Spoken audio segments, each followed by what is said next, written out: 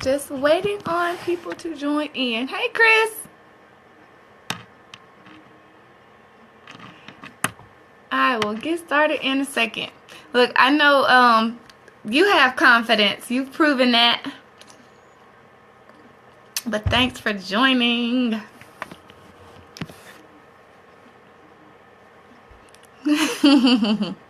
How is it going today?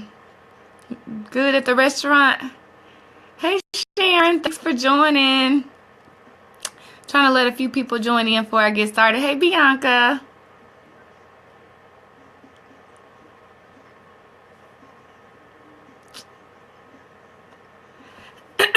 Okay, so I see we got a few people on the call. I will we'll go ahead and get started.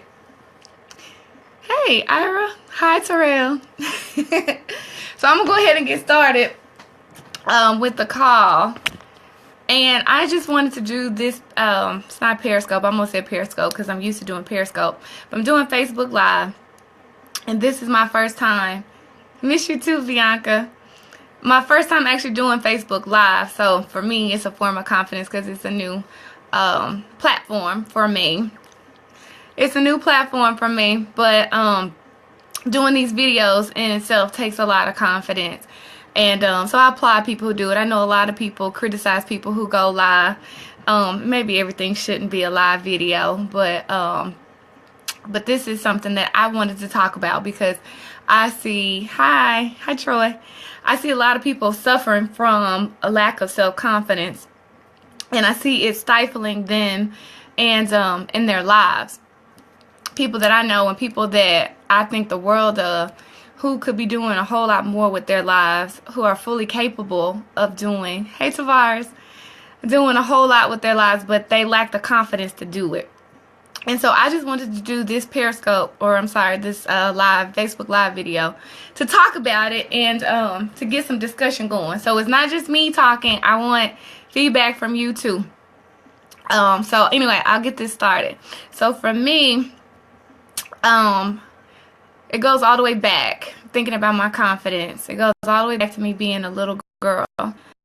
Like 5, 6 years old. And if you've read my book, then you know that when I was little, I used to suck my thumb and pull my hair. And some people on here not only read the book and know that, but know me and remember those times. Well, when I did that, I had buck teeth and I had no hair. So I had little short boy hair. And students used to ask me if I was a boy. I even had students asking me if I was a boy, or if I used to be a boy. And they hurt my feelings. And so, of course, people talked about me all the time. These were kids, and they talked about me all the time. So I had really low self-esteem. I later learned I had a nervous condition, and that was what really caused me to suck my thumb and pull out my hair. But it caused me greater problems because people talked bad about me. Fast forward to middle school when I started going through puberty. And what happens when you go through puberty, your body starts to change. And for me, mine changed faster than a lot of people's. And I talk about all the stuff in my book. Okay, Bonnie. So it'll be on, so you can look at it a little bit later too. But anyway, so my body started changing. My hips spread too fast, and I had stretch marks all over my body. I was a cheerleader, and we had to wear short cheerleading skirts. And this cheerleader had stretch marks all on the back of her legs. And I had people talking, boys in particular, talking about me and my legs and asking me who wrote on the back of my legs. So guess what that did to me? I didn't wear skirts anymore. And for a long time, I didn't wear skirts. Even as an adult, I didn't wear skirts because somebody talked about me and my legs. Fast forward to high school. In high school, I suffered from acne. And my face broke out, and I still suffer. Face broke out, and so that made me wear makeup all the time. Hey, Ricky. Hey, Marla. Wear makeup all the time. And I was young. Love you. I was really, really young, and guess what? I didn't even know how to put on my makeup. So I really looked like a clown. I really looked like a clown, but I was trying to hide my face because I didn't want people to see. Although they still could, and I probably look worse than ever. But that's sometimes what we do, trying to hide things, and we really are making things worse. But that's what I did. And also in high school, what most of you know, I got pregnant. So I was pregnant and I was walking around a teenage mom or pregnant teenager. I looked younger than I was for my age. And so people, again, were talking about me. People were always talking bad about me. Always talking bad about me. Took some notes because I had some important things I wanted to make sure I said. But people always had bad things to say about me. And so much so that I couldn't hear when people were saying good things. Because guess what? People were saying good things about me too. But I couldn't hear because all the bad stuff overshadowed the good stuff. So when I finally started to reflect on some of the good things people were saying, I let that resonate with me. People were calling me smart. People even called me pretty, even though I didn't think I was pretty. People said I had a pretty smile, even though I had buck teeth from sucking my thumb. People said I had pretty hair, even though I had pulled out my hair. But I started to internalize the good things that people were saying about me and let all the bad things roll off. But eventually, I got to a point, though, and a lot of it came when I was pregnant with my son at 15, where I started to really realize that good or bad, it didn't really matter what people said, what people thought about me. I needed to work on myself and how I felt about myself. And when I really started to do that, I started to feel good about myself, and I didn't care if other people called me pretty or smart or anything else that they had to say about me. I didn't live for the good things that people said about me, and I didn't care about the bad things that people had to say about me. As a result, what happened from me doing that, not caring what people said? What happened was I ended up graduating from high school, and I graduated number 8 in my class. Even though I was a teen mom, I graduated with honors. I got a full scholarship to the University of Memphis. At the University of Memphis, I got involved in a lot of different organizations.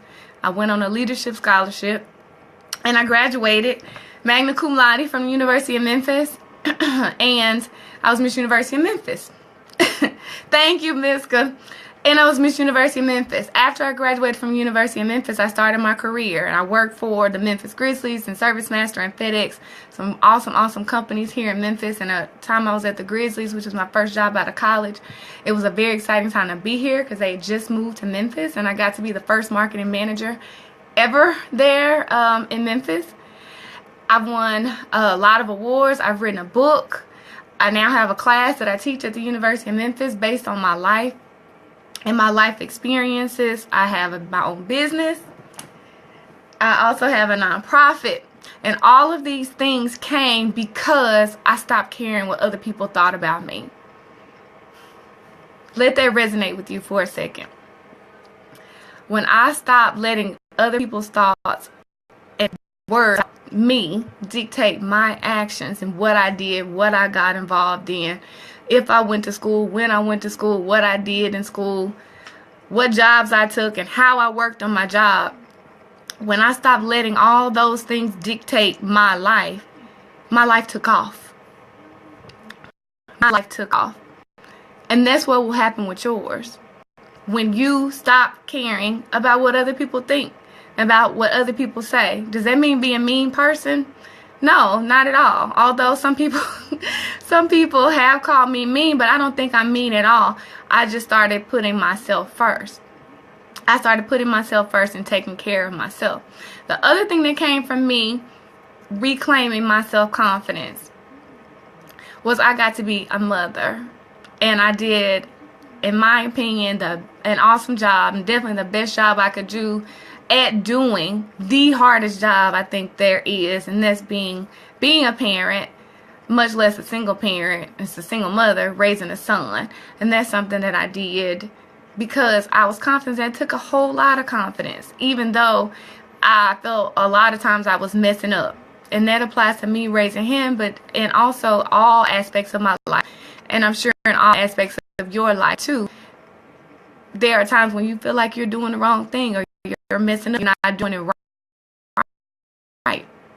But keep forward and you will. So I want y'all to chime in too. What killed your confidence? So for me, it went all the way back to me being a little girl. Me being a little girl and, like I said, sucking my thumb, pulling out my hair, For you, what killed your confidence? Maybe you are confident, but confidence goes in a lot of areas. So maybe you're confident in one area, but not in another one. Maybe you feel good about yourself and you think you look good, but you're scared to go back to school. Or maybe you think you look good or you feel good about yourself, but you don't want to go after that job. You're scared to apply for that job. What is it? What's holding you back? What has killed your confidence? Did somebody tell you couldn't, or show you that you couldn't? Did you mess up one time before and you're afraid to mess up again? What is it that is holding you back? Anybody gonna answer? I would love to hear what you say.